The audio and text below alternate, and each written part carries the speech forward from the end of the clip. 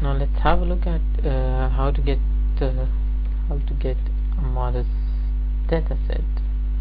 Well, obviously it's a dataset because it carries many files. So to get it, obviously you cannot just type anything here and get it directly. You first need to explore where they are. Now the place that you have them is the Goddard Space Flight Center, the one that you can see here. It's lartsweb.nascom.nasa.gov where you can actually find it. I'll copy paste it here for you so that you can see it here. Yeah, this is the address that you can go to. It's an FTP site. It's got an FTP site too. Let's stick to the one that's here, and you've got this datasets available here. I'll just increase the font a little. You've got the data repository, which is here. You can click here if you want. You've got a few options actually. You can actually search for the data that you need. You can go for the previous datasets that you have ordered just a while ago.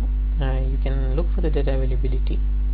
You've got the archive status. I mean, it's important to know. Obviously, you've got an FTP site where you can get hands on the data through FTP data acquisition commands, which we are going to see a little down the line. Obviously, you've got file specification. You've got the metadata specifications too. You've got the airborne simulator dataset which you can get. Obviously, you've got a track of your previous order possible here.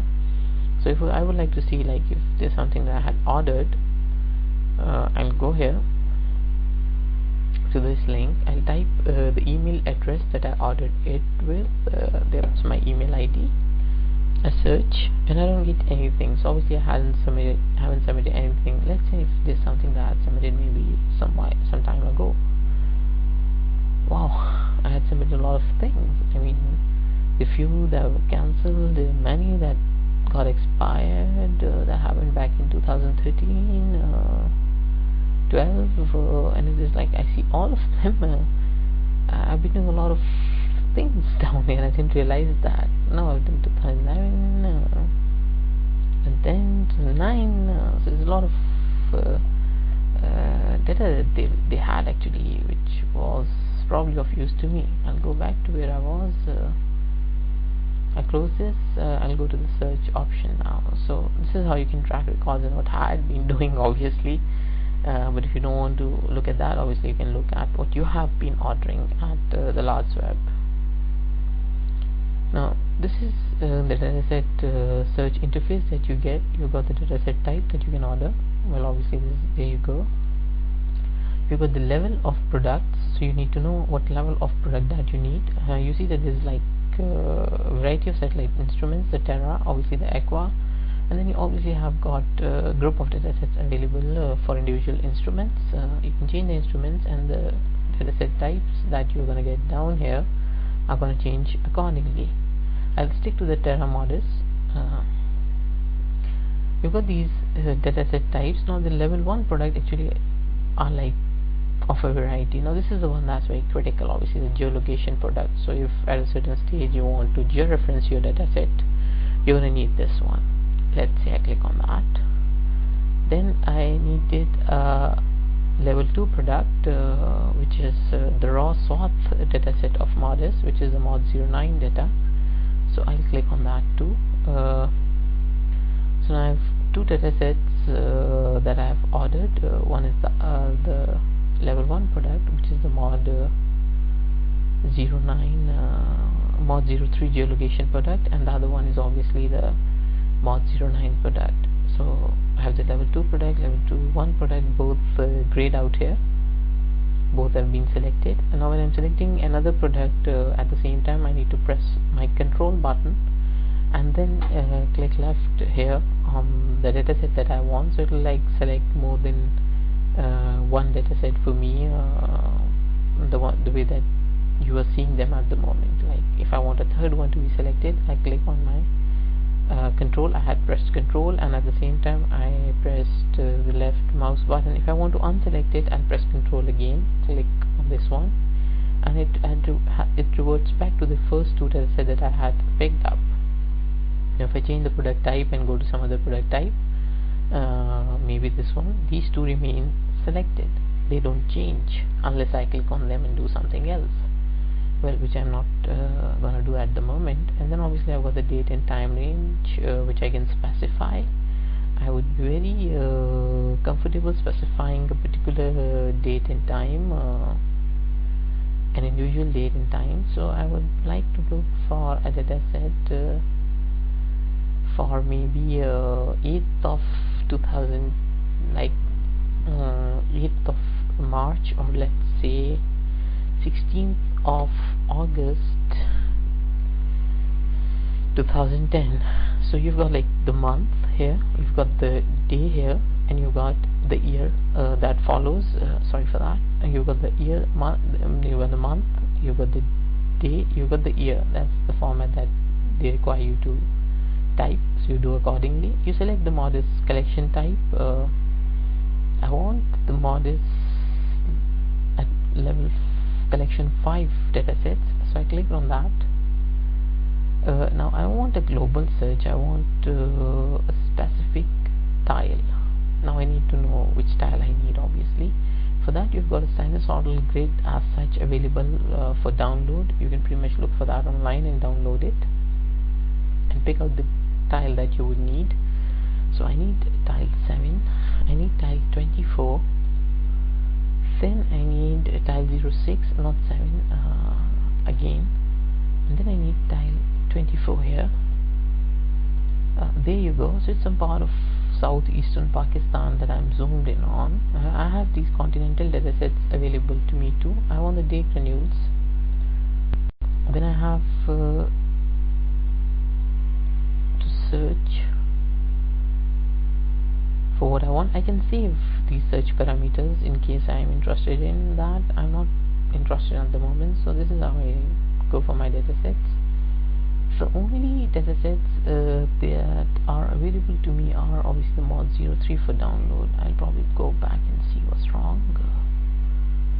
I didn't need the MODIS 6 collection, I want the 5 collection. I'll search again. Oh god, I want the 09 dataset. There you go. I've got the mod 03 file, mod 09 file. Now this is the image file that I need actually, and this is a geolocation dataset. This is a dataset that I can use to georeference this dataset here. It's a complicated process handling MODIS data, obviously the SWOT data in particular. But you've got this dataset here. This is the image file, mod 09. It's got like those 36 bands that you talk about. It's 368 MB in size, and you've got the geolocation file, which is about 32 MB in size, almost standard 26-32 MBs that you can get download. And you can look at the surface reflectance values. You can actually pretty much see the RGB of this individual image here. There you go.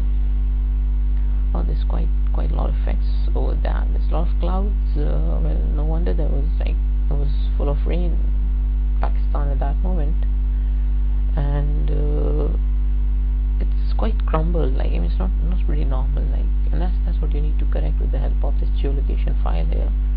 It's not georeferenced at all. It's the raw reflectance that we are looking at.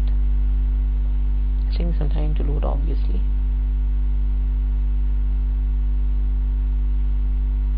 There you go.